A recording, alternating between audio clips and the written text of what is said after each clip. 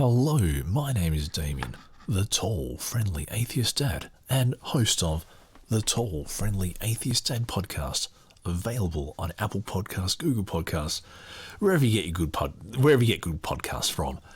And this is part 10 of An Atheist Reads The People of the Abyss by Jack London.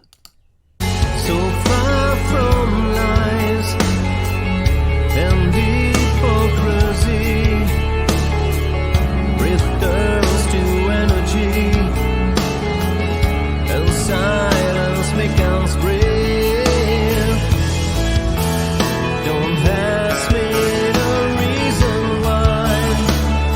Just say I only dream in black and white. Future's nothingness, but I can choose another end. Opening my eyes, and you beginning in my life. Without emptiness to feel, I am sure of myself. No mercy until the end.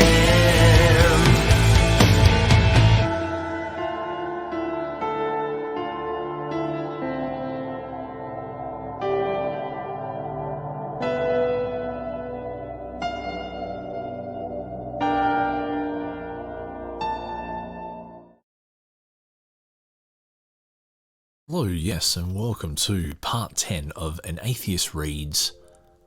Hold on, can I not type properly? Let me just see if I can edit that title. Yes. That's better. An Atheist Reads, it was An Atheist Read Daz, but yeah. An Atheist Reads, part 10 of The People of the Abyss by Jack London. This is one of my favourite books. It delves into a very sordid history, and that happened barely 120 years ago. So this book was written back in, I think, 1902, something like that.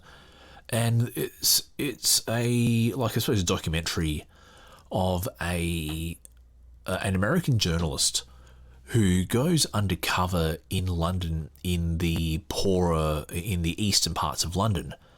And the reason it's called The Abyss is that, it was full of poverty, it was full of violence, it was full of, just people who were in a hopeless situation, and the various economic forces around them were, I wouldn't say conspiring, but they're certainly working hard to keep them in that poor position. And so, yeah, if you're a unionist, or if you're people who someone interested in social justice, then I think this is an interesting book to read, just in how there were various injustices at work that caused people to be poor and stay poor and not be able to do much with their lives, and it's quite a horrible tale in some aspects. But yeah, so he's actually well off, but yeah, he buys dirty clothes and he walks the streets at night and he finds various characters and all that kind of stuff. And yeah, it's anyway, I'm just going to quickly pause this.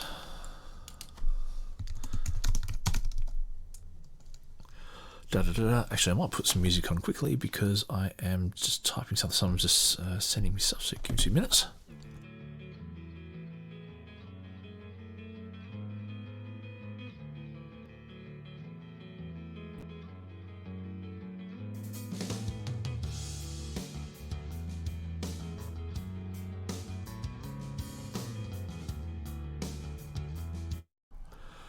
Alright, so that was a Victim of Illusion, yes, with the song A New Beginning. Anyway, so I'm currently up to chapter 10, which is called Carrying the Banner. So especially in the last couple of chapters where he was in the workhouse, it's called the Spike or the DOS, and yeah. Let me just...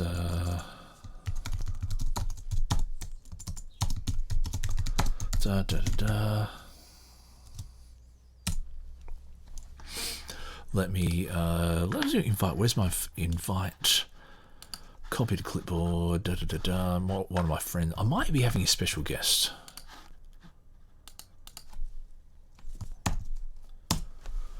Okay, I may be having a special guest. So yeah, so this book is actually quite. Where was I? Yeah. So what in the previous chapters? Yeah. So he went into the workhouses. The workhouses are filthy. They're dirty. There's rats everywhere. There's there's this whole lot of crap that goes on. Like working conditions that we wouldn't expect anyone to work in nowadays was what the authorities wanted people to work in back then. So what you would do is you'd line up in the evening, and let's say at about 7 o'clock at night. The master of the workhouse would let in a certain number of people. So let's say there was only room for, let's say, 20. But if there were 40 people out and the master was only letting in 20, those other 20 would have to like tough nuts. You would have to go find another place, or try find another place. Then let's say those people that got brought in, what they would then do is, so they'd be fed, and I use the word fed in inverted in commas because it's not really food. Okay, someone sent me a massage. A massage, yes, massage. So like really, really plain, bitter tasting food.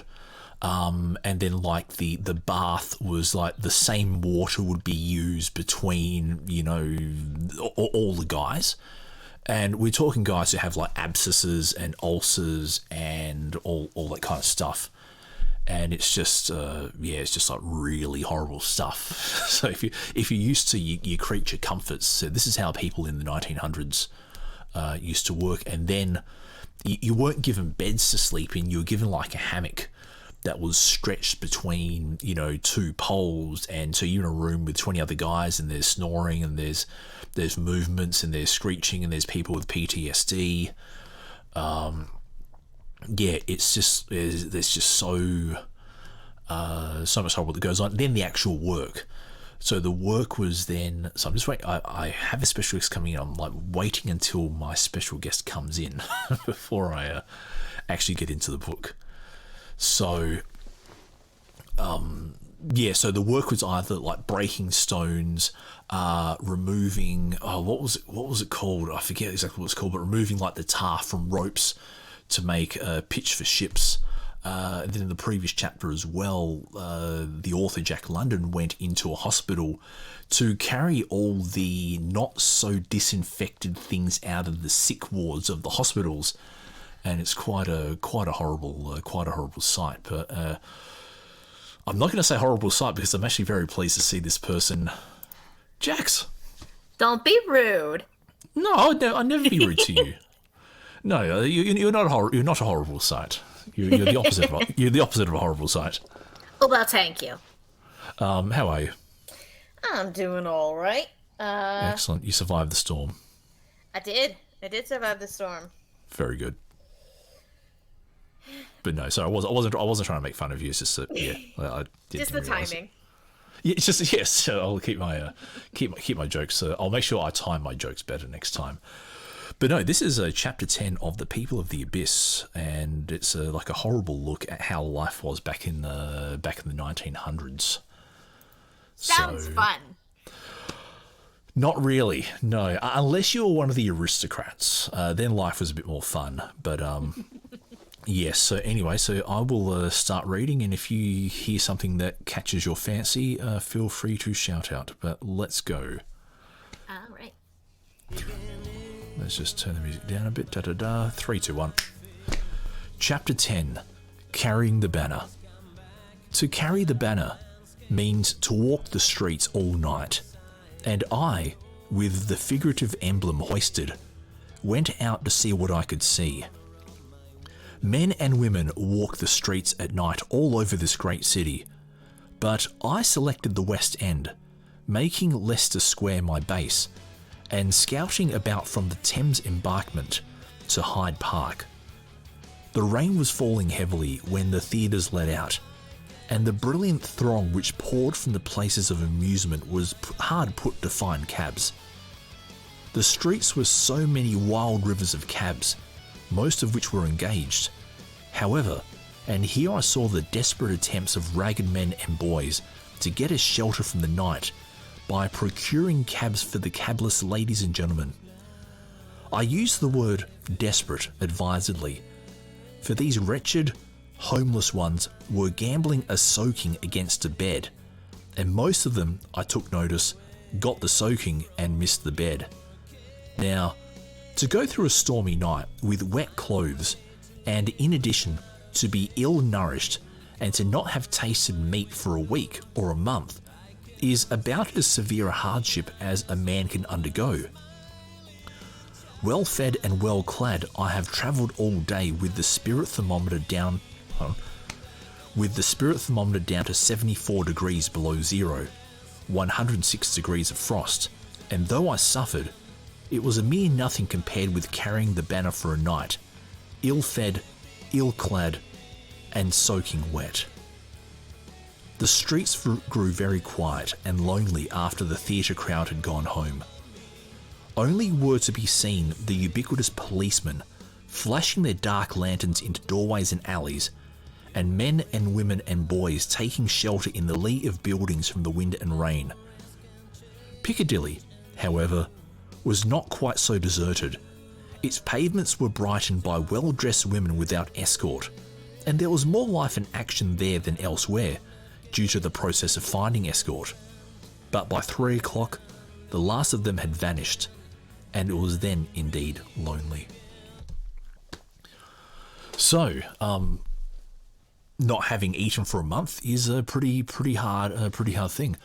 I don't know if you've read previous chapters of this book, but yeah, so basically this is about people who were effectively, if you weren't homeless, you were living in pretty shitty arrangements anyway, where you would basically rent a bed for a few hours at a time. So yeah, you were effectively homeless. So it looks like in this part of the story, he's gone for a walk down the West End and he's seeing all these people coming out of the theatre. People who are enjoying life, and you know they're looking for cabs to get home in. You know they have that level of comfort that they can afford such things.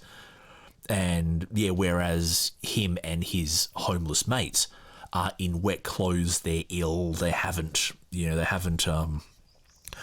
eaten well, and you know meat is an important part of the diet. And yeah, they just haven't eaten well. And the other thing is that the policemen in this part of the world at this part of the time, policemen were actively on the lookout, pushing people along when they were homeless. So if you slept in the doorway of a building or a house or somewhere along, the police would actually find you and like push you along. They weren't really there to beat you up or take you in, but they were just there to like move you along. So if you're desperately trying to sleep, and you're desperately hungry and you're desperately wet, the last thing you need is a policeman with a lantern, by the way, because this is the 1900s. Yeah, it sounds like a pretty miserable life. You'd almost want them to just toss the fire at you to warm you up at that point. Are you there, Jax? Hello? Hello, Jax. Hello? Hello. Hello? Oh, there you are. Yes, sorry, that's silly me. Had my settings wrong. Sorry, you were saying. Oh, I was just saying it. At that point, you almost want them to throw the lanterns at you just to warm you up. In a very weird kind of way, yeah. It's like the old joke. If you sit a man next to a fire, keep him warm for a night. If you set a man on fire, he'll be warm for the rest of his life. A dark joke, but one that's kind of accurate in some ways. Yes, but you just put in the chat, it sounds like the police were looking for homeless, which isn't unknown today. Yeah, so it's not uncommon for the idea, at least in the US, for police to find a group of homeless people because a lot of them have communities that they formed, and so they try to stay together. Mm-hmm. Yep. But if the police catch a group together, then you've got the issue of the police may just tell them, hey, you need to go and pack up your things and leave. Mm-hmm. Or worse, I've seen videos of people who are homeless who were living out in tents, and people tried to set fire to the tents. Oh dear. Yes, that's pretty horrible. Yeah. So unfortunately, this isn't a new phenomenon. No, and just having said that, there is a thing called defensive architecture. Oh. Yeah, you already know what it is. Yeah, it's Yep. I've seen multiple examples of it. which is sure, it makes the place look nice without all the homeless people around, but then hey, hold on, you're just pushing the problem away, which is like so like here in Melbourne, we do have lots of homeless people, and they do congregate under bridges and overpasses and that kind of stuff, though there is like a concerted effort to I think they were planning on building like lots of social housing in the next few years and all that kind of stuff. But yeah, the idea of defensive architecture. Yeah, and that idea of why don't we just house them so that they have a place to stay? Yeah, it's there are plenty of homeless shelters around, so it's maybe not enough though, which is the thing. But it reminds me of a this is going to sound a bit mean spirited, but I'm going to say it anyway.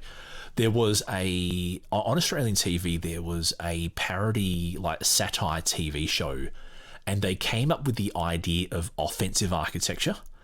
And they did an interview with one of the designers of defensive architecture in Australia, and they ran them past the idea of like retracting spikes that came out and all that kind of stuff. And the look on this guy's face as he's looking at something, it was also like a play on the idea of defensive. Well, if you're going to build architecture to keep homeless people away, you may as well go to the next step and have like actively attacking spikes and modules and crush cages and that kind of stuff. And the look on this guy's face is like, oh, you can't do that. Well, hold on, you're already kind of doing that already with the architecture you've got in place. And if I remember correctly, some of the defensive architecture actually had retractable portions to it. Oh, okay. I haven't seen that. Not in my part of the world. No, it's just like the park benches are like split into like 1 foot wide segments, so it's very hard to sleep on, and like lots of cement blocks have like little nipples on them, so it's very hard to but nothing like actively attacking, if you get what I mean. Well, it's not that they're coming out at like 50 miles an hour going, blah, we're going to impale you. No, it's, at least from my understanding, and I could be wrong, so... Yeah. If I remember correctly, there's a couple of larger cities that have essentially small spikes that after a certain time of day, they raise up. Oh, wow, that's... Oh, that's... Yikes. So you call offensive architecture, and you were joking about it. Somebody took it seriously. Yeah, America, yay! That's only in America. Yeah, let's get back to the book. Where was it? Okay. At 1:30, the steady downpour ceased, and only showers fell thereafter. The homeless folk came away from the protection of the buildings and slouched up and down and everywhere in order to rush up the circulation and keep warm. One old woman, between 50 and 60, a sheer wreck, I had noticed earlier in the night standing in Piccadilly, not far from Leicester Square. She seemed to have neither the sense nor the strength to get out of the rain or keep walking, but stood stupidly whenever she got the chance, meditating on past days, I imagine, when life was young and blood was warm. But she did not get the chance often. She was moved on by every policeman, and it required an average of 6 moves to send her doddering off one man's beat and onto another's.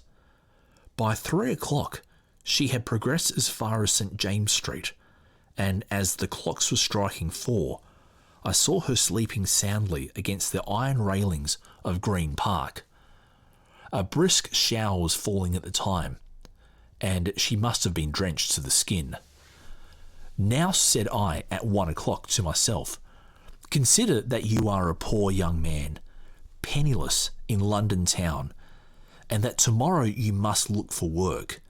It is necessary, therefore, that you get some sleep in order that you may have strength to look for work and to do work in case you find it. So I sat down on the stone steps of a building. 5 minutes later, a policeman was looking at me. My eyes were wide open, so he only grunted and passed on. 10 minutes later, my head was on my knees. I was dozing, and the same policeman was saying gruffly, "Here, you get out of that." I got, and like the old woman, I continued to get. For every time I dozed, a policeman was there to rout me along again. Not long after, when I'd given this up, I was walking with a young Londoner who had been out to the colonies and wished he were out to them again, when I noticed an open passage leading under a building and disappearing in darkness. A low iron gate barred the entrance. "Come on," I said, "let's climb over and get a good sleep." "What?" he answered, recoiling from me. "And get run in for 3 months? Blimey if I do." Later on, I was passing Hyde Park with a young boy of 14 or 15, a most wretched-looking youth, gaunt and hollow-eyed and sick. "Let's go over the fence," I proposed, "and crawl into the shrubbery for a sleep. The bobbies can't find us here." "No fear," he answered. "There's the park guardians, and they'd run you in for 6 months." Do you understand the term "run you in"? I'm assuming something along the lines of go send you to prison or debtor's jail. Correct. Yes. You'd be in the in jail. Yeah, that's and this is the thing. Is almost like homelessness is an offence. So depending on where you sleep. So in the first time where he goes and get run in for 3 months. Yeah. So you'd be in prison for 3 months. But then you'd at least have a warm place to sleep. Prisons in England aren't known for their. Yeah, if you've seen enough historical dramas, you'll know that. Yeah, you're Not quite pleasant. likely. Yeah, not pleasant. Yes, and then the park guardians. Yeah, if you get caught sleeping in a park, they're saying that you'll be put in for 6 months. But yeah, so you have a boy here. He's like 15 or 16, and yeah, he's already out on the street. He's already walking the streets at night, and yeah, he's already. And this is probably an extent of the poverty in London at the turn of the 20th century. Is that people of all ages, all ages were having to look for work and walk the streets at night and.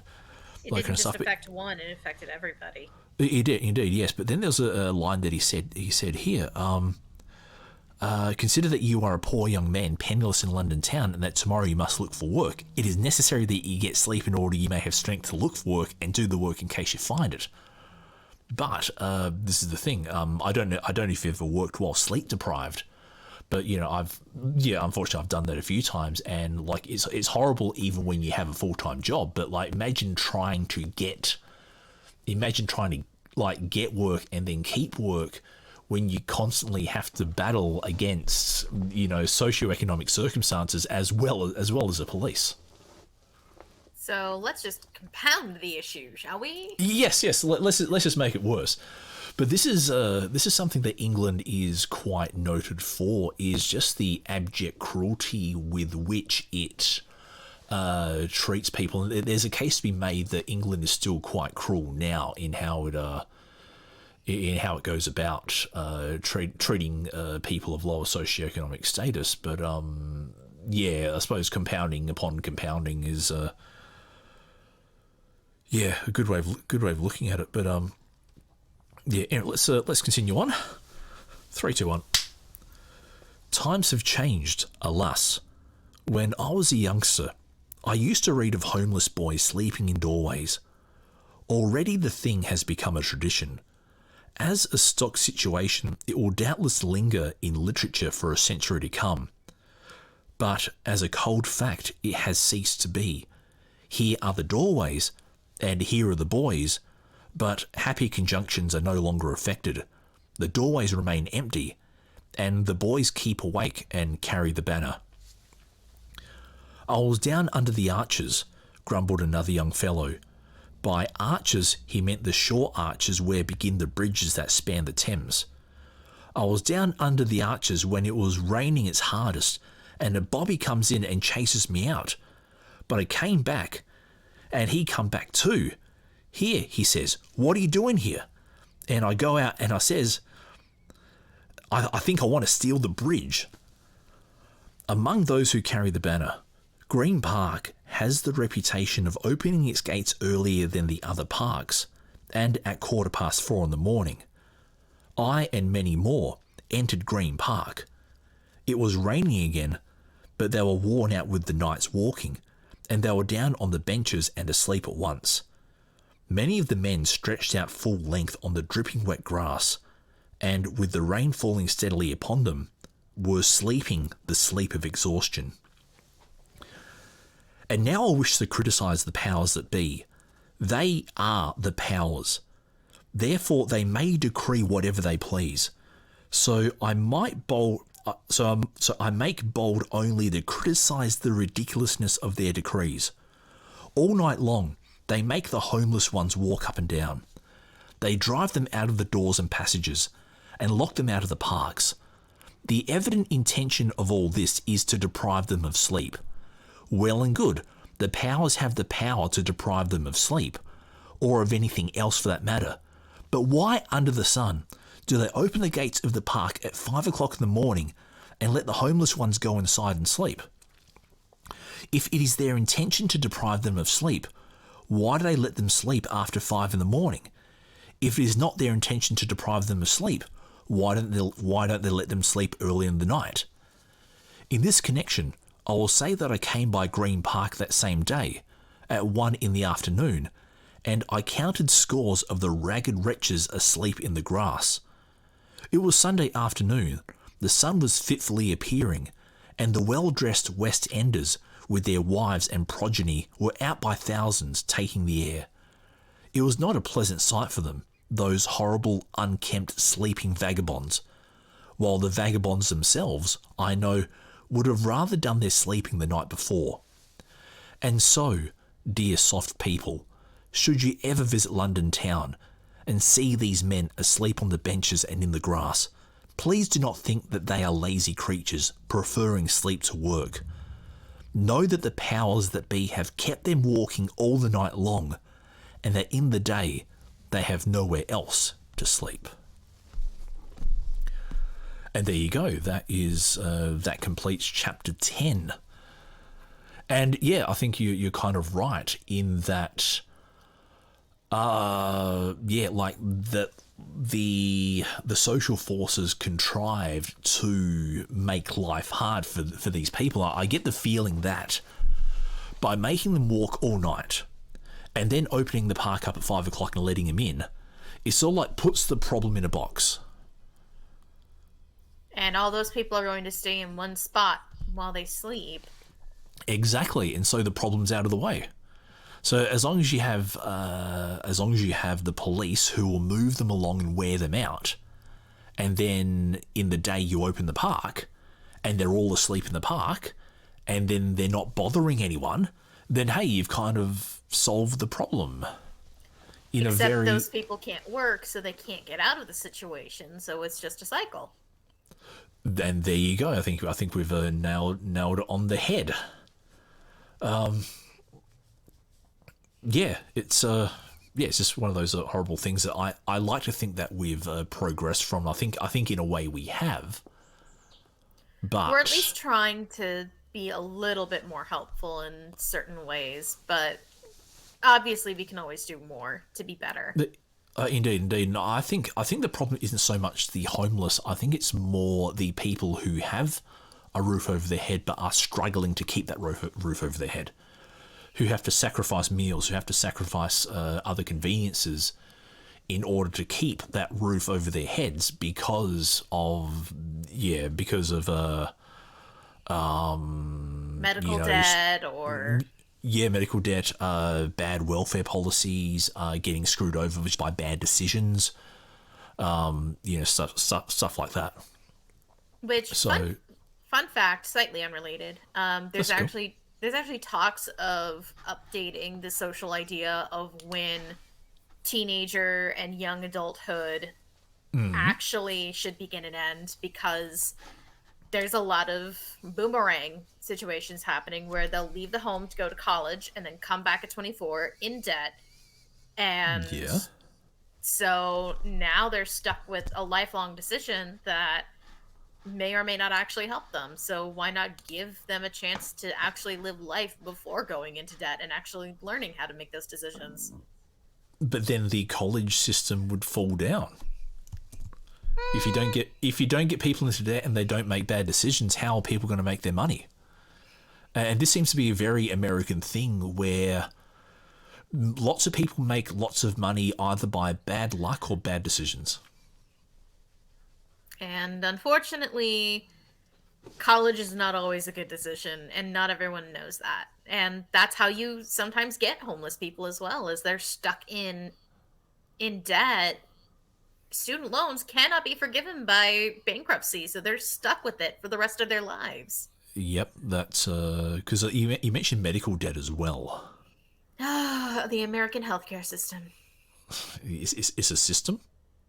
It's As much as one as you're gonna get right now. yeah, exactly. And this is the thing, and this is what I'm saying. By bad luck, you could, let's say you get into a car accident.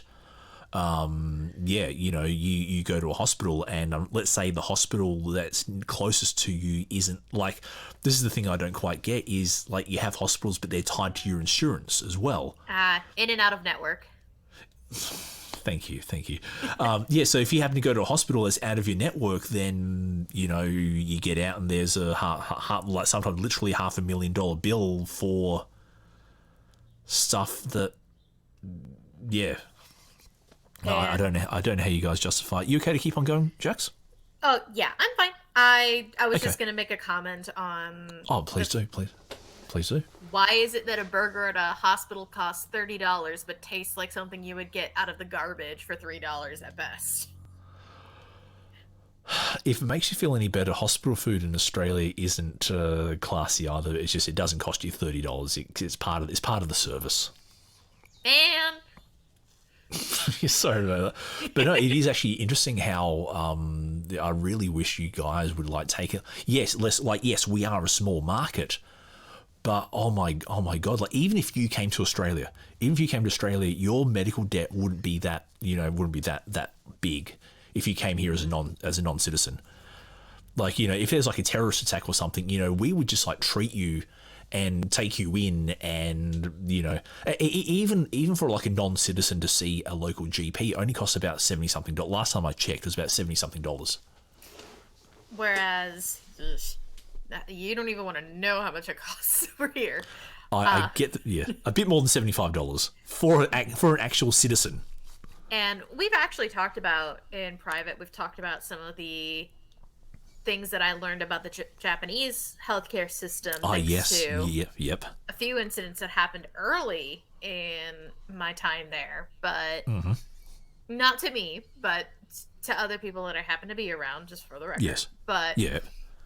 it really made me reconsider how the American system is pretty garbage.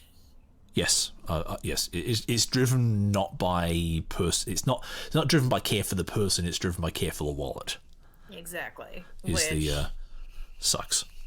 Why do ambulances cost $2,000? Anyway, I would be on this forever. Yeah, we could probably another episode. But anyway, so that was chapter 10, carrying the banner. This is now chapter 11, called The Peg. So 3, 2, 1.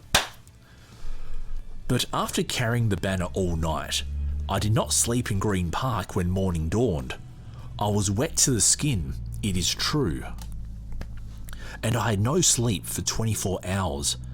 But still, adventuring as a penniless man looking for work, I had to look about me, first for a breakfast, and next for the work. During the night, I had heard of a place over on the Surrey side of the Thames where the Salvation Army every morning gave away a breakfast to the unwashed. And by the way, the men who carry the banner are unwashed in the morning. Unless it is raining, they do not have much show for a wash either. This, thought I, is the very thing. Breakfast in the morning, and then the whole day in which to look for work. Actually, I'm just going to stop you there. This is, obviously we might have read the book, but this is where Christian charity really, really stinks. And we'll get into that in a sec.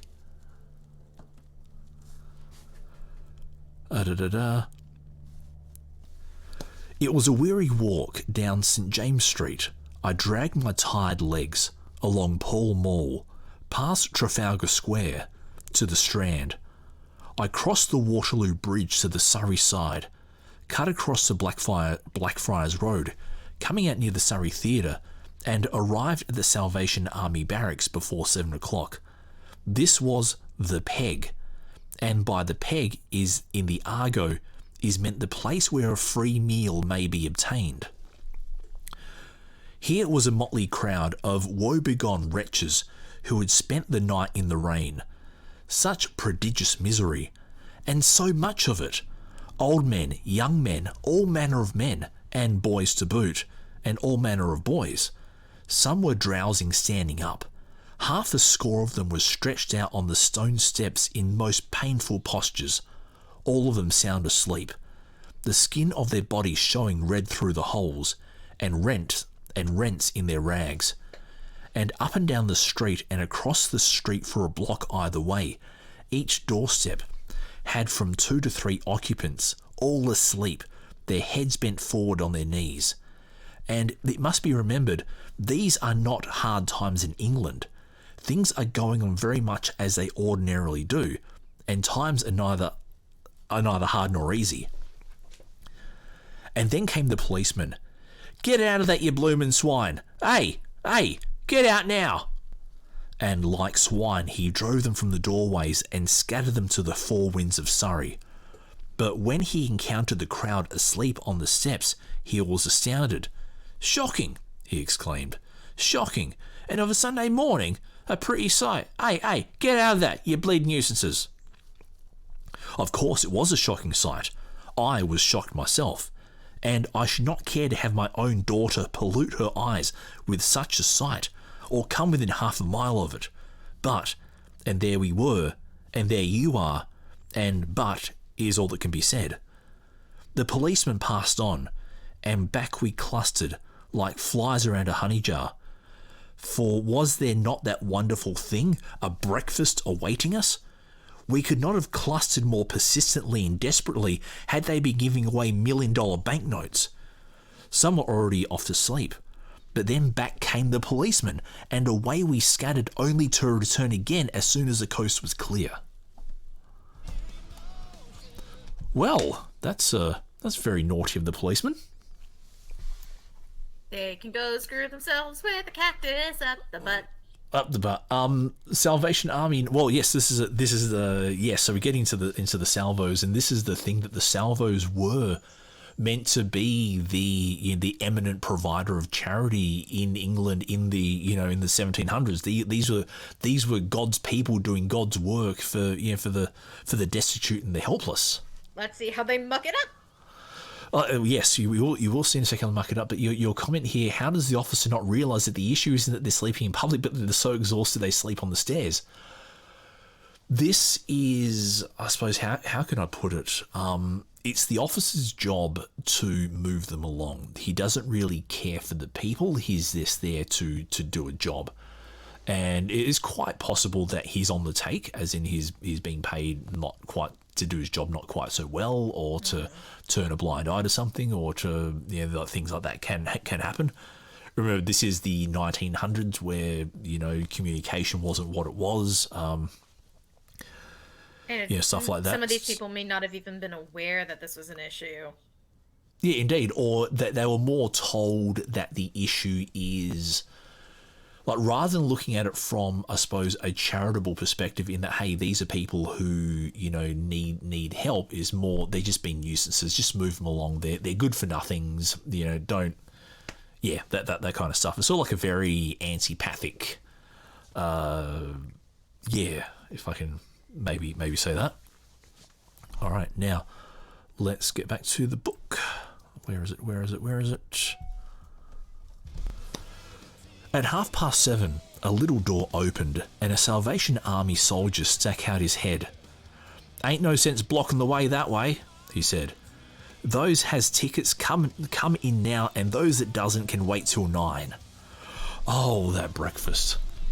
9 o'clock, an hour and a half longer. The men who held tickets were greatly envied. They were permitted to go inside, have a wash, and sit down and rest until breakfast, while we waited for the same breakfast on the street. The tickets had been distributed the previous night on the streets and along the embankment, and possession of them was not a matter of merit, but of chance. At 8:30, more men with tickets were admitted, and by 9 the little gate was open to us. We crushed through somehow, and found ourselves packed in a courtyard like sardines. On more occasions than one, as a Yankee tramp in Yankee land, I have had to work for my breakfast, but for no breakfast did I ever work so hard as for this one. For over 2 hours I'd waited outside, and for over another hour I waited in this packed courtyard.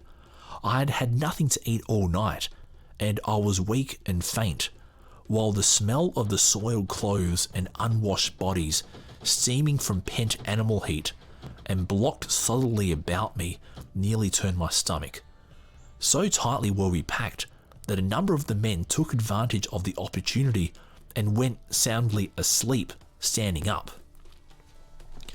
Now, about the Salvation Army in general I know nothing, and whatever criticism I shall make here is of that particular portion of the Salvation Army which does business on Blackfriars Road near the Surrey Theatre. In the first place, this forcing of men who have been up all night to stand on their feet for hours longer is as cruel as it is needless. We were weak, famished, and exhausted from our night's hardship and lack of sleep, and yet there we stood, and stood, and stood, without rhyme or reason. Sailors were plentiful in this crowd. It seemed to me that 1 man in 4 was looking for a ship, and I found at least a dozen of them to be American sailors. In accounting for their being on the beach, I received the same story from each and all, and from my knowledge of sea affairs this story rang true. English ships sign English sailors for the voyage, which means the round trip, sometimes lasting as long as 3 years, and they cannot sign off and receive their discharges until they reach the home port, which is England. Their wages are low, their food is bad, and their treatment worse. Very often they are really forced by their captains to desert in the New World or the colonies, leaving a handsome sum of the wages behind, a distinct gain, either to the captain or to the owners, or both. But whether for this reason alone or not, it is a fact that large numbers of them desert. Then for the home voyage, the ship engages whatever sailors it can find on the beach. These men are engaged at somewhat higher wages than obtained in other portions of the world, under the agreement that they shall sign off on reaching England. The reason for this is obvious, for it will be poor business policy to sign them for any longer time, since seamen's wages are low in England, and England is always crowded with sailormen on the beach. So this fully accounted for the American seamen at the Salvation Army barracks. To get off the beach in other outlandish places, they had to come to England, and gone on the beach in the most outlandish place of all. Welcome to capitalism, where you can be screwed. Where you can be screwed out of your wages by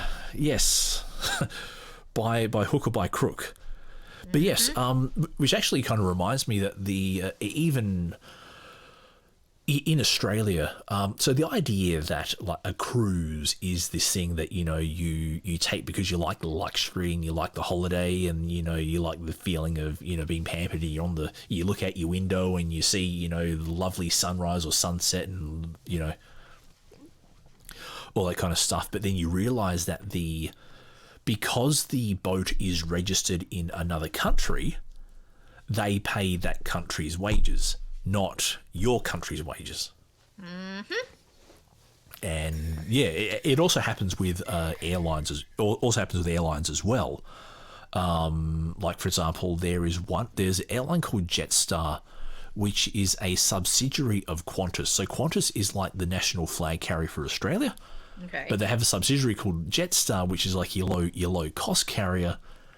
And yeah, and this low cost carrier goes to low cost destinations like Bangkok or Bali or that kind of stuff. And what they'll do is they'll schedule flights from these low cost destinations to come into Australia and pay them because of the rules. It's really, really tricky. That because they pick the staff up in these low paid countries, they pay the low wages instead of if they started their flights in Australia, which that's extremely capitalistic. Is the nice way of putting it. I would have said malevolent, but that's that's but we can see that even in the 1900s. Now this is I do feel a little bit sad for these guys because like a 3-year round trip on a boat, that sounds nightmarish. It does indeed. And in horrible conditions. Like, could you imagine like traveling for 3 years? Like, just the thought of it, it's. I traveled for one, and going much beyond that might have cost someone their sanity. Not sure who would have broken me or my mom. Okay. Well, there you go. But but this is the thing. Like, for example, when Australia was colonised by the British in 1788, it took the first fleet 9 months to get Australia. Oh. And it's like, oh my God, it's like trying to think like 9 months. 9 months on boats full of prisoners. That has to be like the definition of shitty employment. And probably in some ways quite literally. Because someone's got to take that out. Yes, indeed. That's. But this is kind of one reason why I'm so thankful for, like for example, the union movement. Like my political leanings don't quite lead me to say that, but if you think about the course of history, the union movement has been there for like the 8 hours day, decent wages, safety at work, because not having child labor. Yeah, not having child labor, all this kind of stuff is because of the social progress that has been made by people who are willing to buck the trend, who are willing to stand up for their rights, who are willing to say something even at personal cost. And yeah, it's just interesting how like for example, let's say Martin Luther, today's heroes were yesterday's villains. That's true. I mean, if you actually look back at Martin Luther King Jr. as well, mm-hmm. I think that's who you were referring to. So you know what I mean. So yeah, that's all right. But if you actually look back at some of the old news stories about him and mm-hmm. what he was doing, they villainized him. Oh yeah, yes. And people don't remember that or don't think about it until they actually go looking up those old news articles going, oh. Hey, it's MLK Day. Yay. Let's just forget how the government tried to screw him over. And in multiple ways. Yes. So it's one of those things where we forget how much sacrifice and how much work was done to get to just where we are now. And some people would say that we're just barely scratching the surface. Unfortunately, I have the feeling. I hope you're wrong, but I don't think you are. Because I think last weekend you and I had a private chat about Jim Crow laws and the Little Rock Nine and all that kind of stuff, and you realise that the Little Rock Nine. What year was that? That was like 1950 something. Hold on. 1959, maybe. I want to double check. Yeah.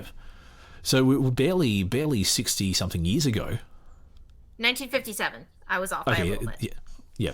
But yeah, that was like barely 60 years ago. And it's like, and we think that we've recovered and that we're much more civilized people now. But yeah, we've only just like turned the corner. If you think about it. Indeed. Let's get back to the book. 3, 2, 1. There were fully a score of Americans in the crowd, the non-sailors being tramps royal, the men whose mate is the wind that tramps the world. They were all cheerful, facing things with the pluck which is their chief characteristic, and which never seems to desert them. Withal they were cursing the country with lurid metaphors quite refreshing after a month of unimaginative, monotonous Cockney swearing. The Cockney has one oath, and one oath only, the most indecent in the language, which he uses on any and every occasion. Far different is the luminous and varied Western swearing, which runs to blasphemy rather than indecency. After all, since men will swear, I think I prefer blasphemy to indecency. There is an audacity about it, an adventurousness and defiance that is better than sheer filthiness. There was one American tramp royal whom I found particularly enjoyable. I first noticed him on the street, asleep in a doorway, his head on his knees, but a hat on his head that one does not meet this side of the Western Ocean. When the policeman routed him out, he got up slowly and deliberately, looked at the policeman, yawned and stretched himself, looked at the policeman again as much as to say he didn't know whether he would or wouldn't, and then sauntered leisurely down the sidewalk. At the outset I was sure of the hat, but this made me sure of the wearer of the hat. In the jam inside, I found myself alongside of him, and we had quite a chat. He had been through Spain, Italy, Switzerland and France, and had accomplished the practically impossible feat of beating his way 300 miles on a French railway without being caught at the finish. Where was I hanging out, he asked, and how did I manage for kipping, which means sleeping? Did I know the rounds yet? He was getting on through the country was horse-style, and the cities were bum. Fierce, wasn't it? Couldn't batter, or beg, anywhere without being pinched. But he wasn't going to quit it. Buffalo Bill's show was coming over soon, and a man who could drive 8 horses was sure of a job any time. These mugs over here didn't know beans about driving anything more than a span. What was the matter with me hanging on and waiting for Buffalo Bill? He was sure I could ring in somehow. And so after all, blood is thicker than water. We were fellow countrymen and strangers in a strange land. I had warmed to his battered old hat at the sight of it, and he was as solicitous for my welfare as if we were blood brothers. We swapped all manner of useful information concerning the country and the ways of its people, methods by which to obtain food and shelter and whatnot, and we parted genuinely sorry at having to say goodbye. One thing particularly conspicuous in this crowd was the shortness of stature. I, who am but of medium height, looked over the heads of 9 out of 10. The natives were all short, as were the foreign sailors. There were only 5 or 6 in the crowd who could be called fairly tall, and they were Scandinavians and Americans. The tallest man there, however, was an exception. He was an Englishman, though not a Londoner. "Candidate for the Lifeguards," I remarked to him. "You hit it, mate," was his reply. "I served my bit in the same, and the way things are, I'll be back at it before long." For an hour we stood quietly in this packed courtyard. Then the men began to grow restless. There was pushing and shoving forward and a mild hubbub of voices. Nothing rough, however, nor violent, merely the restlessness of weary and hungry men. At this juncture forth came the adjutant. I did not like him. His eyes were not good. There was nothing of the lowly Galilean about him, but a great deal of the centurion who said, "For I am a man in authority, having soldiers under me. And I say to this man, Go, and he goeth, and to another, Come, and he cometh, and to my servant, Do this." and he doeseth. Well, he looked at us in just that way, and those nearest to him quailed. Then he lifted his voice. Stop this here now, or I'll turn you the other way and march you right out. You get no breakfast. I cannot convey by printed speech the insufferable way in which he said this. He seemed to me to revel in that he was a man in authority, able to say to 500,000 ragged wretches, you may eat or go hungry, as I elect. To deny us our breakfast after standing for hours, it was an awful threat, and the pitiful abject silence which instantly fell attested its awfulness, and it was a cowardly threat. We could not strike back, for we were starving, and it is the way of the world that when one man feeds another, he is that man's master. But the centurion, the adjutant, was not satisfied. In the dead silence he raised his voice again, and repeated the threat, and amplified it. At last we were permitted to enter the feasting hall, where we found the ticket men washed but unfed. All told, there must be nearly 700 of us who sat down, not to meat or bread, but to speech, song, and prayer. From all of which I am convinced that Tantalus suffers in many guises this side of the infernal regions. The adjutant made the prayer, but I did not take note of it, being too engrossed with the massed picture of misery before me. But the speech ran something like this. You will feast in paradise. No matter how you starve and suffer here, you will feast in paradise. That is, if you follow the directions. And so forth and so forth. A clever bit of propaganda, I took it, but rendered of no avail for two reasons. First, the men who received it were unimaginative and materialistic, unaware of the existence of the unseen, and too inured to hell on earth to be frightened by hell to come. And second, weary and exhausted from the night's sleeplessness and hardship, suffering from the long wait upon their feet, and faint from hunger, they were yearning, not for salvation, but for grub.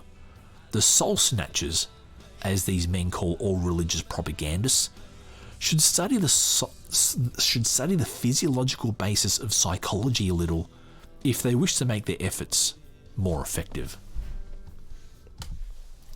Yeah, talk about being a dick. That's But this is like being familiar with British culture. I understand exactly, like, it's a very British thing for like someone in authority to really lord it over someone, especially when they're in this position of power. It's just a very like if you watch as much British TV as I have, and just that familiarity with the culture, like it's usually like in most families, the dad of the family is like very stiff, very gruff, very sullen. But then when he raises his voice, it's like everyone listens. And unfortunately, there's a lot of that here in the States as well. Well, yes, yeah, that's because you guys are just British people with we're funny. We're British light or British diet. we're the British rednecks down here. So, okay, the phrases that they use almost makes us sound like rednecks. Yeah, that's what were you expecting? Something at least a little bit more like pleasant. Well, this is like the problem is that the guy has to write a story, and he can't pose as a homeless man with his his iPad or his pen and his pencil and go, look, I'm not really homeless, I'm just here pretending to be homeless so I can get It's a social experiment, you guys. That's I don't know where that came from, and I don't. But yeah, it's actually kind of does raise the point. Is it moral for a guy to take the place of another homeless guy so he can write a story? It's an interesting conundrum. Are we going to get into the ethics of that, or are we running out of time? No, I'm fine to go for a bit longer. No, tell me your thoughts. So, okay, my thought is that in theory, it's not ethical because you're right. There, he is essentially taking the place of someone who could be getting this food. Mm-hmm. But at the same time, if nobody reports on it, then how will people know what the situation is like? That's actually a very good point. It's all like the trade off between, and I think now, like actually, you do raise a good point. Like the fact that we are now reading this book, and this book has been in circulation for 100 years. Like that guy who would have received Jack London's food, you know, what would he have done to tell the story of the people of the Abyss? And if you think about it, there's really not much. So in a way, it's sort of like this weird trade-off where, you've got to sacrifice a few meals to get, To get the word out about what's going on. Yeah, exactly. Do you know who Tantalus is? What's in Tantalus? Oh, tell me. Yes. Oh, you want me to tell the story? Yes, because I don't know the story. Okay, so first off, I should mention there are obviously going to be multiple variations of this, so keep that in mind. So, you know his eventual punishment. No. Treat me as if I don't know anything. So let's walk you through it. So, Tantalus is essentially somebody who is either a demigod or like one of the gods' kids, or just somebody who's really well known among the gods. Sources will vary. He hangs out with gods. Okay. Yes, Yep. he hangs out with gods. So he eventually has, in one of the more well-known stories, he decides to host a party for Zeus and his other 11 major gods. Now, in this particular version of the story, Tantalus decides, for whatever reason, that, hey, the gods like, animal sacrifices, meat sacrifices, as you do. Yeah. Yes. So, what would be a better choice to sacrifice to the gods than your own son? I think I've heard that story before somewhere. That sounds familiar. It does indeed. Now, the difference in this one is, the son does die. Yes. Now, most of the gods figure out pretty quickly that, this is human meat. We shouldn't be eating this. Okay. And the one person who doesn't quite read the room is Demeter, but Demeter just lost her daughter to Hades. So, she kind of nibbles on some of Tantalus' son's shoulder like you do. Yeah. It's getting weirder, yep. So, once they figure out what the issue is, first off, human meat is already a no-no. Second, familicide is also a no-no. There you go. So, Tantalus is immediately sent to Hades to be stuck in a pool of water that he can never drink and a branch of fruit above his head that he can never eat. Oh, okay, that's... Now, there is a happy ending for his son, at least, because his son gets brought back to life with this brand spanking new shoulder made out of metal. metal shoulder. Alright, that's... Okay, that's... interesting. That is the more well-known version of his story. Okay, all right. So when he says, "From all of which I'm convinced that Tantalus suffers in many guises this side of the infernal region." Yeah, so he's basically saying that what the Salvation Army are doing to these guys is sort of what what's happening in Tartarus to Tantalus, where he's everything's always out of reach. Yeah, and it's just like, come on, guys, really? You're going to proselytize to the homeless? They're not listening. It gets... well, look, there's 1.5 more pages of this chapter. And, yeah, I think it gets a little bit better for this. So, anyway, let's get Buckle back in, to folks! Let's continue. All in good time, about 11 o'clock, breakfast arrived. It arrived not on plates, but in paper parcels. I did not have all that I wanted, and I'm sure that no man there had all he wanted, or half of what he wanted or needed. I gave my bread to the tramp royal who was waiting for Buffalo Bill, and he was as ravenous at the end as he was in the beginning. This is the breakfast. 2 slices of bread, 1 small piece of bread with raisins in it and called cake, a wafer of cheese, and a mug of water bewitched. Numbers of the men had been waiting since 5 o'clock for it, while all of us had waited at least 4 hours. In addition, we had been herded like swine, packed like sardines and treated like curs, and been preached at and sung to and prayed for. Nor was that all. No sooner was breakfast over, and it was over almost as quickly as it takes to tell, than the tired heads began to nod and droop, and in 5 minutes half of us were sound asleep. There were no signs of our being dismissed, while there were unmistakable signs of preparation for a meeting. I looked at a small clock hanging on the wall. It indicated 25 minutes to 12. Hey ho, thought I, time is flying, and I have yet to look for work. I want to go, I said to a couple of waking men near me. Got to stay for the service, was the answer. Do you want to stay? I asked. They shook their heads. Then let us go and tell them we want to get out, I continued. Come on. But the poor creatures were so aghast.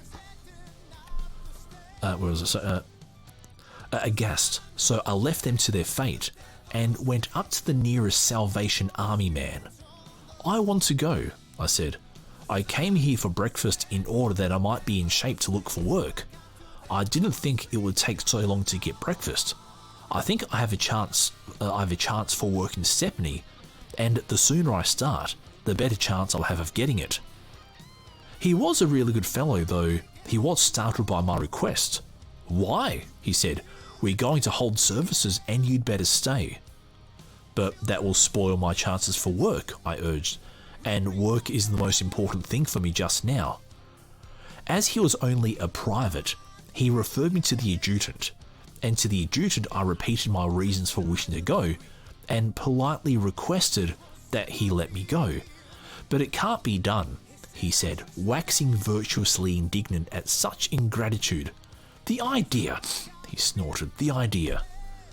Do you mean to say that I can't get out of here? I demanded. That you will keep me here against my will? Yes, he snorted. I do not know what might have happened, for I was waxing indignant myself, but the congregation had piped the situation, and he drew me over to a corner of the room, and then into another room. Here he again demanded my reasons for wishing to go.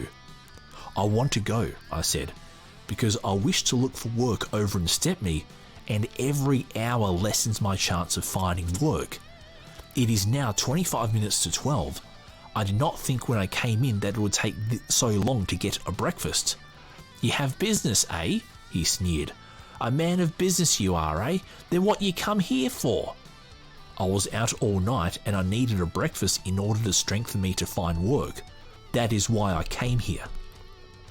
A nice thing to do, he went on in the same sneering manner. A man with business shouldn't have come here. You've taken some poor man's breakfast here this morning, that's what you've done. Which was a lie, for every mother's son of us had come in. Now I submit, was this Christian-like or even honest? After I plainly stated that I was homeless and hungry, and that I wished to look for work, for him to call my looking for work business, to call me therefore a businessman, and to draw the corollary that a man of business and well off did not require a charity breakfast, and that by taking a charity breakfast I had robbed some hungry waif who was not a man of business. I kept my temper, but I went over the facts again and clearly and concisely demonstrated to him how unjust he was and how he had perverted the facts. As I manifested no signs of backing down, and I'm sure my eyes were beginning to snap, he led me to the rear of the building where, in an open court, stood a tent. In the same sneering tone, he informed the couple of privates standing there that here is a fellow that has business and he wants to go before services. They were duly shocked, of course, and they looked unutterable horror while he went into the tent and brought out the major. Still in the same sneering manner, laying particular stress on the business, he brought my case before the commanding officer. The major was of a different stamp of man. I liked him as soon as I saw him, and to him I stated my case in the same fashion as before. Didn't you know you had to stay for services? He asked. Certainly not, I answered, or I should have gone without my breakfast. You have no placards posted to that effect, nor was I so informed when I entered the place. He meditated a moment. You can go, he said. It was 12 o'clock when I gained the street, and I couldn't quite make up my mind whether I'd been in the army or in prison. The day was half gone, and it was a far-fetch to Stepney. And besides, it was Sunday, and why should even a starving man look for work on Sunday? Furthermore, it was my judgment that I had done a hard night's work walking the streets and a hard day's work getting my breakfast. So I disconnected myself from my working hypothesis of a starving young man in search of employment, hailed a bus, and climbed aboard. After a shave and a bath, with my clothes all off, I got in between clean white sheets and went to sleep. It was 6 in the evening when I closed my eyes. When they opened again, the clocks were striking 9 next morning. I had slept 15 straight hours, and as I lay there drowsily, my mind went back to the 700 unfortunates I'd left waiting for services.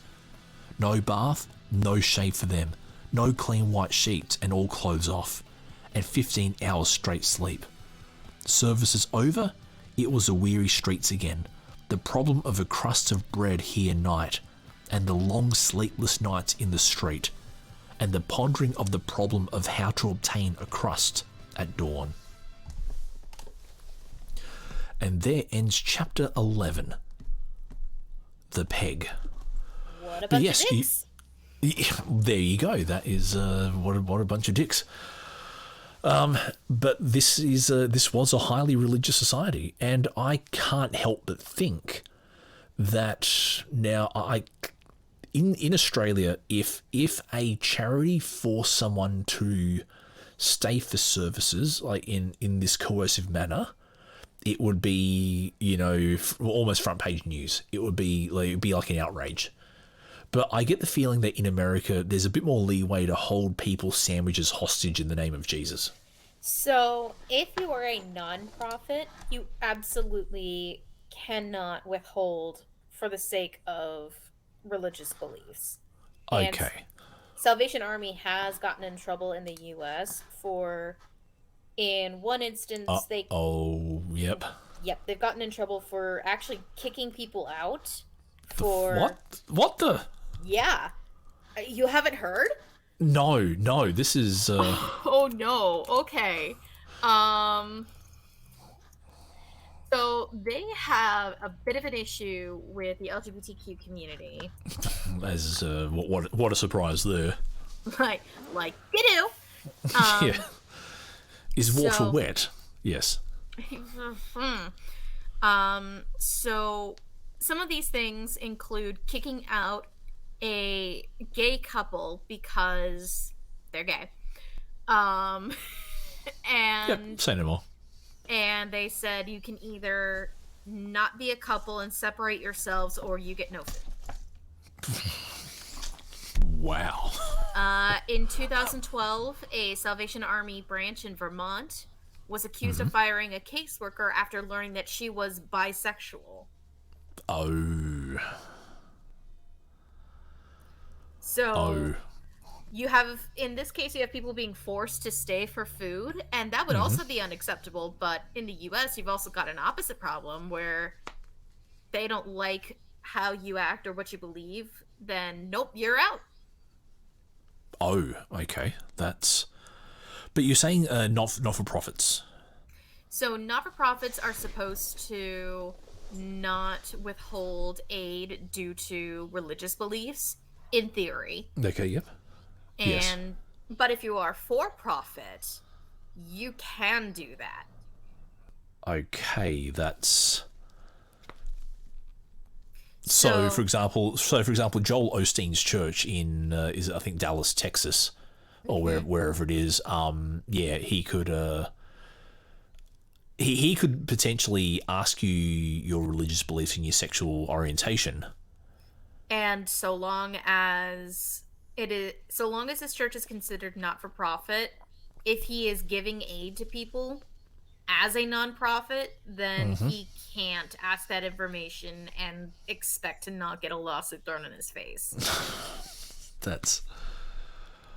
Because wow. then you hit the First Amendment, which is an issue. And actually, Joel yes. Osteen had people yelling at him because when some of the major hurricanes ran through his area. Yep, I remember that part. Yes, that's kind of why I mentioned Joel Osteen was I think someone played a prank call in his office and said, "Hey, look, can we borrow the church to sleep in?" Yeah, nah. Yeah, nah. So that's something that a lot of people are pushing more for is if these churches are going to remain nonprofit, then they need to be able to aid everyone in the community, not just their own congregations. Yeah, that's pretty lousy. Whereas I will say in Australia, one of the churches I was involved in, we had a food parcel ministry, and we gave food parcels to anyone who we could give them to, regardless of whether they were single mums, whether they were Muslims, whether they were because this church is more of the belief that you will evangelize by your good works, kind of thing. And so they did that, and and then those people started coming to church, because hey, they saw that we cared for them, and they came. We didn't make them come and hold their sandwich or cup of coffee hostage, after service. If you wanted to wait outside during the service and then come in once the service is finished, okay. I think we were more glad that you just came, and you can chat and we can see how you're doing and all that kind of stuff. But yeah, it just sounds like, or particularly in this story, the fact that he's literally stood outside for hours. Then he's gotten in. He's had 3 pieces of bread with some cursed water, I think he called it.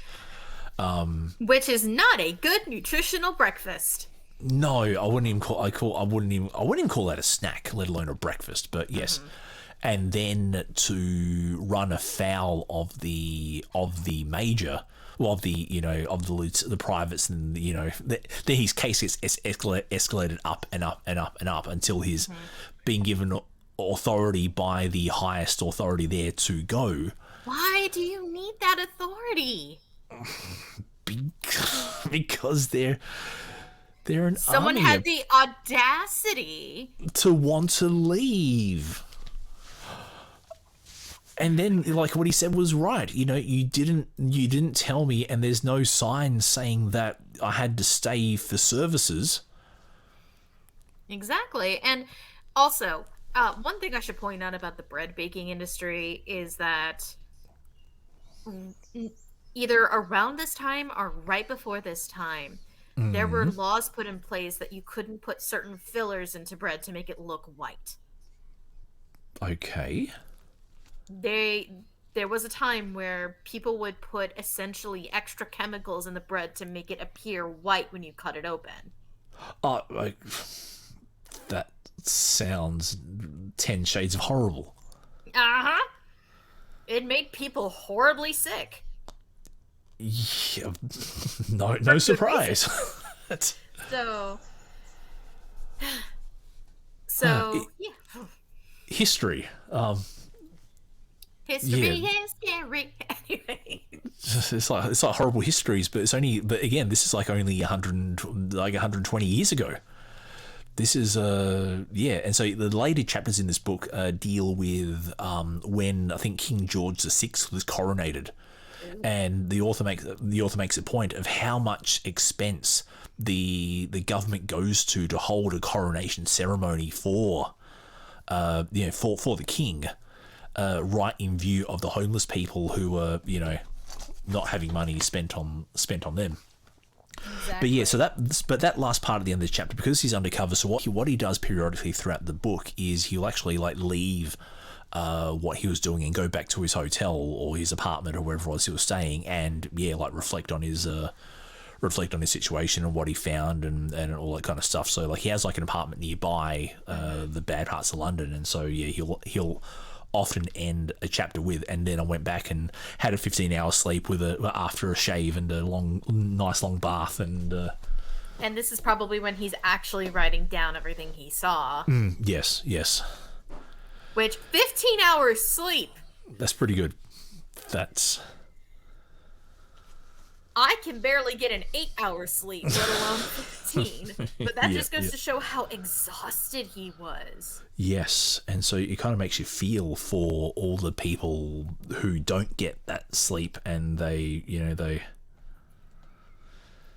stuck out there with no means of actually getting the help that they need. Yep. And the government literally doesn't care for them. The government isn't doing anything to help them. The government is the government's moving them along and opening a park at 5 a.m. so they can sleep. And then you have the Salvation Armies who are just compounding the issue. And I mentioned earlier, they're not listening to the sermons. They're sleeping. Yeah. Yep. They're just going to sleep during that time because that's the only time they're going to be acceptably allowed to sleep somewhere. People, this is why we need to do better.